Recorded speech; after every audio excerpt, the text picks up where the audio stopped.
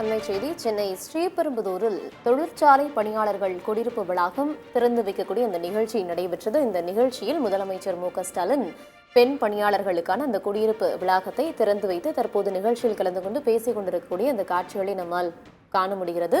பெண் பணியாளர்களுக்கு என்று அவர்கள் வேலை செய்யக்கூடிய இடத்திற்கு அருகிலேயே இந்த விடுதியானது திறந்து வைக்கப்பட்டிருக்கிறது. கிட்டத்தட்ட 18,720 படுக்கை வசதியுடன் கூடிய தங்குமிடத்தை தான் தற்போது முதலமைச்சர் மு.க.ஸ்டாலின் திறந்து வைத்து அவர் உரையாற்றிக் கொண்டிருக்கக்கூடிய இந்த காட்சிகளை நம்மால் பார்க்க முடிகிறது. நிகழ்ச்சியில் அமைச்சர் டி.ஆர்.பி. ராஜா அவர்களும் இருக்கக்கூடிய காட்சிகளை நம்மால் பார்க்க முடிகிறது. பெண் பணியாளர்களுக்கான அந்த குடியிருப்பு பகுதியை முதலமைச்சர் மு.க.ஸ்டாலின் திறந்து வைத்திருக்கிறார். கிட்டத்தட்ட 7,706.5 கோடி ரூபாய் மதிப்பில் இந்த விடுதியானது தற்போது திறக்கப்பட்டிருக்கிறது. அதாவது அவர்கள் தொழில் செய்யும் பகுதிக்கு அருகிலேயே இந்த விடுதி திறக்கப்பட்டிருப்பதால் இது பெண் பணியாளர்களுக்கு வசதியாக இருக்கும் என்பதை உள்ளிட்ட பெண் பணியாளர்களின் நலன் உள்ளிட்ட பல்வேறு விடயங்களை கருத்தில் கொண்டு இந்த பணி தொடங்கப்பட்டு நடைபெற்று வந்த சூழலில்தான் தற்போது 706.5 கோடி ரூபாய் செலவில் கட்டப்பட்ட அந்த விடுதியை முதலமைச்சர் மு.க.ஸ்டாலின் தற்போது திறந்து வைத்து உரையாற்றிக் கொண்டிருக்கக்கூடிய அந்த காட்சிகளை நம்மால் பார்க்க முடிகிறது. சென்னை ஸ்ரீபெரும்புதூரில் தொழிற்சாலை பணியாளர்கள் குடியிருப்பு வளாகம் திறந்து வைக்கப்பட்டிருக்கிறது. இந்த சிறப்பம்சத்தை பார்க்கும்போது 18,720 படுக்கை வசதிகளுடன் கூடிய அந்த தங்குமிடத்தை தற்போது முதலமைச்சர் மு.க.ஸ்டாலின் அவர்கள் திறந்து வைத்திருக்கிறார். அந்த காட்சிகளை நம்மால் பார்க்க முடிகிறது. தொடர்ந்து அவருடன் அமைச்சர் டி.ஆர்.பி. ராஜா மற்றும் பல்வேறு அதிகாரிகள் உடன் இருப்பதையும் நம்மால் பார்க்க முடிகிறது. இந்த திட்டத்தின் மூலம் பயனடையக்கூடிய அந்த பெண் பணியாளர்களும் அந்த காட்சிகளையும் நம்மால் பார்க்க முடிந்தது. கிட்டத்தட்ட 18,720 படுக்கை வசதியுடன் கூடிய அந்த தங்குமிடமானது தற்போது திறந்து வைக்கப்பட்டிருக்கிறது. பெண் பணியாளர்களின் நலனை கருத்தில் கொண்டு அவர்கள் வேலை பார்க்கும் இடத்திற்கு அருகிலேயே இந்த விடுதியானது திறக்கப்பட்டிருக்கிறது. பெண் பணியாளர்களுக்கான இந்த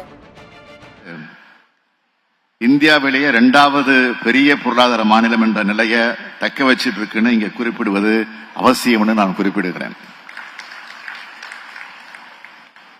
இந்தியாவிலேயே பன்முகத்தன்மையோடு தொழில்துறைக்கு சாதகமான எல்லா அம்சங்களும் ஒருங்கமைய பெற்ற மாநிலமா தமிழ்நாடு விளங்கி வருது. நம்ம மாநிலத்தில் 39,000க்கும் மேற்பட்ட தொழிற்சாலைகள் இருக்கு.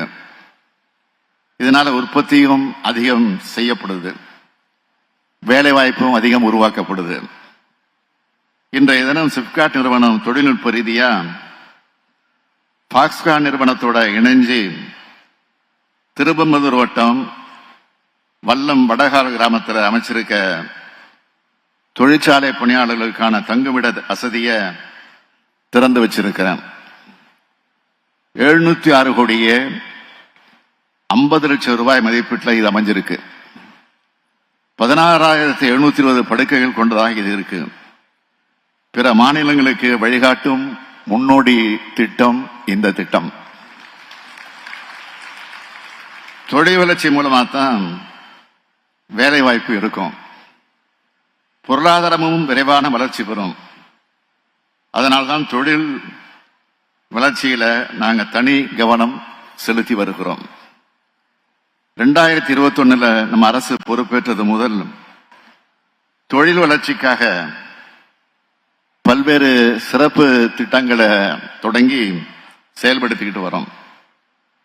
குறிப்பிட்டு சொல்லணும்னா சிப்காட் மூலமா காஞ்சிபுரம் மாவட்டம் ஒரு இடத்துல மருத்துவ உபகரணங்கள் பூங்கா, பிள்ளைப்பாக்கத்தில் மின்னணு தயாரிப்பு தொகுப்பு, ராணிப்பேட்டை மாவட்டம் பணப்பாக்கத்தில் மெகா காலனி உற்பத்தி பூங்கா, மணப்பாறை, திண்டிவனம் மற்றும் தேனி ஆகிய இடங்கள்ல மாபெரும் உணவு பூங்காக்கள், தூத்துக்குடியில சர்வதேச அறைகளின் பூங்கா, விருதுநகர்ல பிரதமரின் ஒருங்கிணைந்த ஜவுளி மண்டலம் மற்றும் ஆடை பூங்கா, திருப்பரங்குன்றூர் மற்றும் ஓசூர்ல 2 சிப்காட் தொழில் புத்தாக்க மையங்கள், பெரம்பலூர் மாவட்டம் எறையூர்ல புதிய காலனி உற்பத்தி தொழில் பூங்கா, ஆகிய சிறப்பு திட்டங்கள் செயல்படுத்தப்பட்டு வருது. பரவலான வளர்ச்சிய பார்ப்போற்றும் வளர்ச்சி, சீரான வளர்ச்சிய சிறப்பான வளர்ச்சி என்பதை உறுதி செய்கிற வகையில நம்ம அரசு பொறுப்பேற்ற பிறகு தமிழ்நாட்டில் தொழிற்பூங்காக்கள் இல்லாத மாவட்டங்கள்ல புதுசா தொழிற்பூங்காக்கள் அமைக்க முடிவெடுத்தோம். அதேபோல் 45,000 ஏக்கர் நில வங்கி உருவாக்கணும்னு இலக்கு நிர்ணயிச்சிருந்தேன். இப்ப வரைக்கும் 41,000 ஏக்கர் நிலம் கண்டறியப்பட்டிருக்கு. அதோட சுமார் 12,500 ஏக்கர் நிலங்கள் சிப்காட் நில வங்கியில சேர்க்கப்பட்டிருக்கு.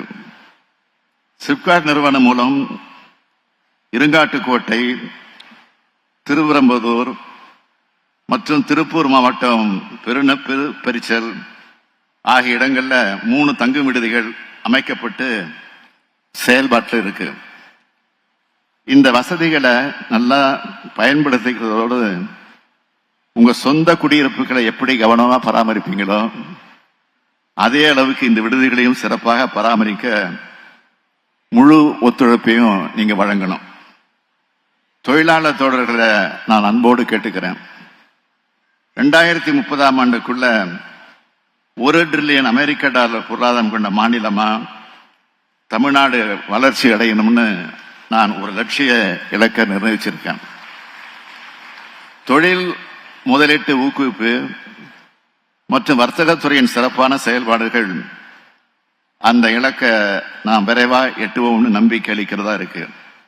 அதற்கு ஃபாக்ஸ்கான் போன்ற நிறுவனங்கள் முழு ஒத்துழைப்பு தர வேண்டும் என்று நான் இந்த நேரத்தில் கேட்டுக்கொண்டு மீண்டும் பத்மபூஷன் விருது பெற்றுள்ள தலைவர் யாங் லியூ அவர்களை மனதார பாராட்டி விடைபெறுகிறேன். நன்றி, வணக்கம்.